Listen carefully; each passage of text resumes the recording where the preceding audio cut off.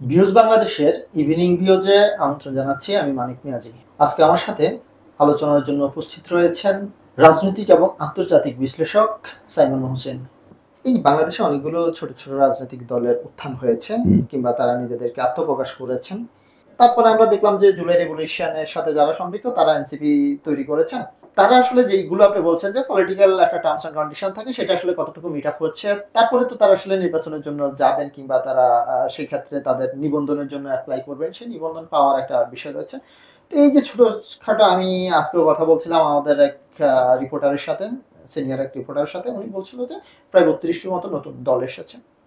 এই দলগুলো মানে এরা কি আসলে খুব বড় রকমের রাজনীতিতে কোনো ভূমিকা রাখতে পারবে, না ঠিক কিংস পার্টি টাইপের কোনো একটা ফরম্যাটের দিকে যাওয়ার জন্য এই পলিটিক্যাল পার্টিগুলো?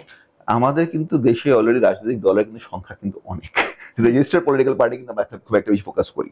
যেমন এক সময় আমাদের দেশে একজন নেতা এরশাদ সাহেব, উনি হচ্ছে 42টা হচ্ছে আপনার 52টা হচ্ছে ধর্মীয় দল নিয়ে একটা কোয়ালিশন করেছিলেন। হ্যাঁ, ওটার মধ্যে কয়টা হ্যাঁ করেছিলেন। তো ওইটা যে কয়টা ছিল আপনার রেজিস্টার্ড পলিটিক্যাল, সেটা এক্স্যাক্টলি দুইটা মানে একটাই হয়তো ছিল।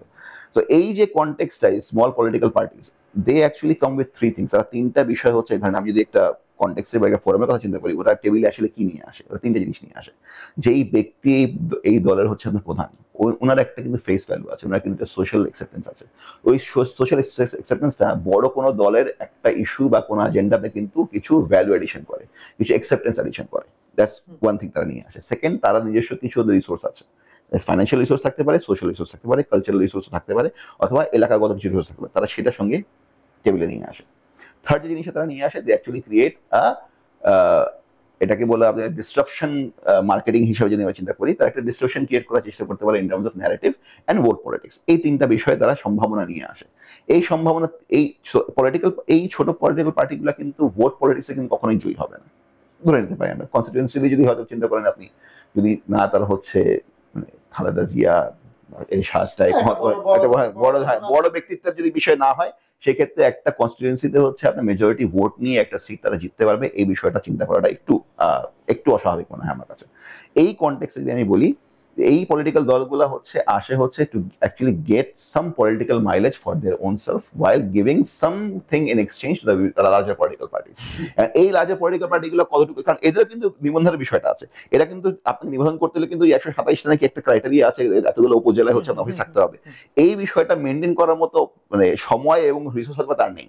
কিন্তু সে যেহেতু পলিটিক্যাল গ্রুপ তৈরি করছে, এখানে পলিটিক্যাল পার্টি বলা ভুল হবে, এখানে টেকনিক্যালি স্পিকিং এটা গ্রুপ তৈরি করছে। গ্রুপিং এর কারণে সেই যে একটা সাম ট্রানজাকশনাল এলিমেন্টস টেবিলে নিয়ে আসছে, যে ঠিক আছে বড় পার্টিকে আমি এটা দিচ্ছি, আপনি আমাকে এটা দেন। ওইখানে একটা ট্রানজাকশনাল ইস্যু তৈরি হয়, এবং এটা হচ্ছে আপনাকে সোশ্যালি এবং হয়তো ইকোনমিক্যালি সাম বেনিফিটস ক্রিয়েট করে ফর দোজ বড় পলিটিক্যাল পার্টিস। কিন্তু এটা ভোট পলিটিক্সে কতটুকু ইম্প্যাক্ট ফেলবে, আই ডাউট ইট। আসলে দিন শেষে বলা যায় আর কি যে আমি বড় জোট করেছি, আমি 20 দলীয় জোট করেছি, আমি 40 দলীয় জোট করেছি। আসলে এটা একটা বড় রকমের আলোচনা, দীর্ঘ আলোচনা। আমি ওই জায়গাতে না যাই, আপনাকে যখন পেয়েছি তখন আমি আপনার কাছে একদম সর্বশেষ প্রশ্নটাই বা সর্বশেষ জানতে চাওয়া হচ্ছে আমার এই জায়গাতে, যে ভারত পাকিস্তানের যে বর্তমান পরিস্থিতি চলেছে কিংবা আন্তর্জাতিক বা গ্লোবালি যে কনটেক্সটগুলো নিয়ে হচ্ছে, যে বাংলাদেশের অন্তর্বর্তীকালীন সরকার অনেকগুলো প্রজেক্ট রান করার একটা বিষয়ের দিকে যাচ্ছে, এদিকে নির্বাচন আসলে নির্দিষ্ট সময় হবে কিনা সেটা নিয়ে এক ধরনের প্রশ্ন তো রয়ে যাচ্ছে।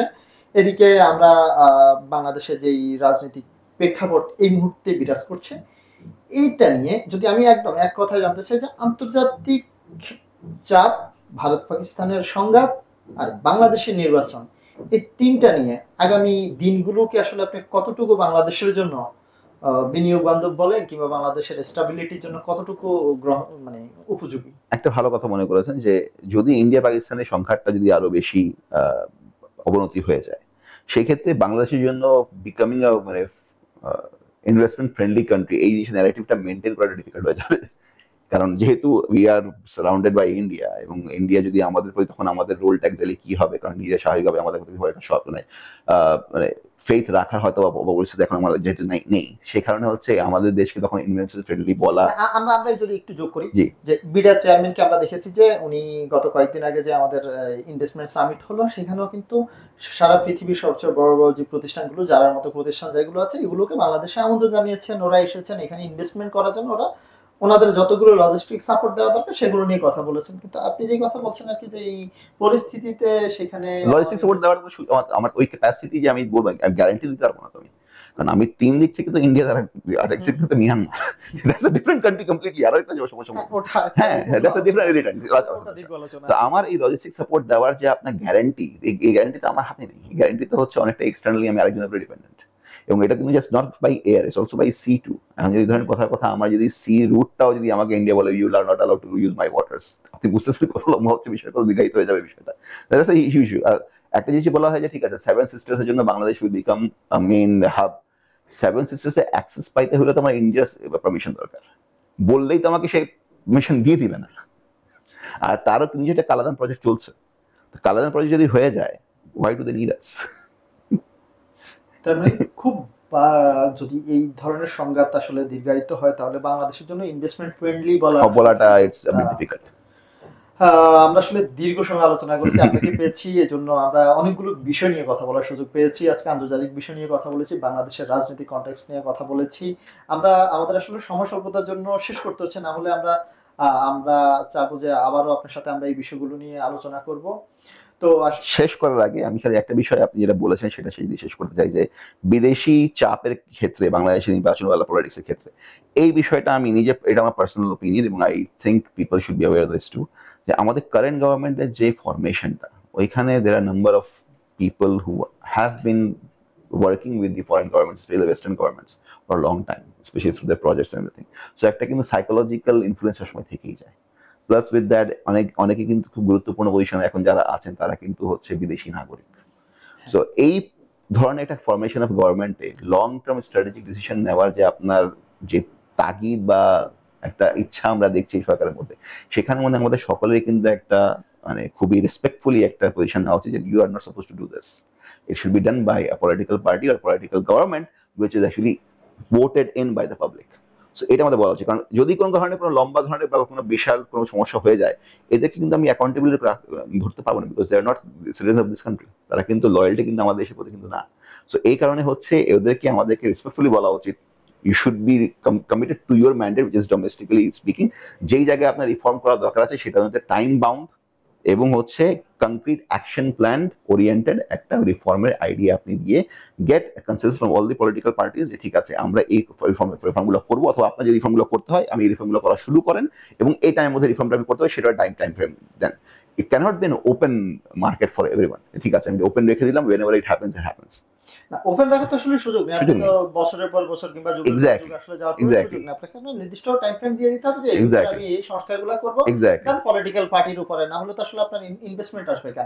যে ইনভেস্টমেন্ট যিনি ইনভেস্ট করবেন তিনি তো আনসার্টেন কোনো জিনিস ইনভেস্টমেন্ট কখনোই করতে যাবেন না। Interim government by definition is unstable, it's temporary. সেটাই, এবং আপনি যদি এই সঙ্গে যদি ঠিক আছে টাইম ফ্রেম দিলাম 5 বছর দিলাম, it doesn't make sense, it has to be reasonable time frame. যদিও আমাদের একজন উপদেষ্টা বলেছেন যে তার লোকজন যারা 5 বছর থাকি, এখন এটা কেন বলেছেন সেটা জানা, সেটা তো হয়তো পলিটিক্যাল কথা, আমরা ওই পলিটিক্যাল কথাতে যদি না যাই তাহলে আসলে আমরা অনেক দীর্ঘ সময় কথা বলেছি। তো আমাদের সাথে আলোচনা করার জন্য আপনাকে আসলে ধন্যবাদ জানাচ্ছি।